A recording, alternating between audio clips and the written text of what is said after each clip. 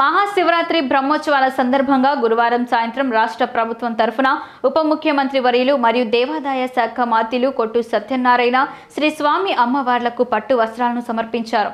ఈ కార్యక్రమంలో ముందుగా ఆలయ రాజగోపురం వద్ద సంప్రదాయాన్ని అనుసరించి దేవస్థానం ధర్మకర్తల మండలి అధ్యక్షులు రెడ్డివారి చక్రపాణి రెడ్డి, ఉత్సవాల ప్రత్యేకాధికారి ఎస్ఎస్ చంద్రశేఖర్ ఆజాద్, కార్యనిర్వహణాధికారి డి పెద్దిరాజు, పలువురు ధర్మకర్తల మండలి సభ్యులు, ఆలయ అధికారులు, అర్చక స్వాములు, వేద పండితులు తదితరులు మంత్రివర్యులకు మరియు శాసనసభ్యులకు స్వాగతం పలికారు.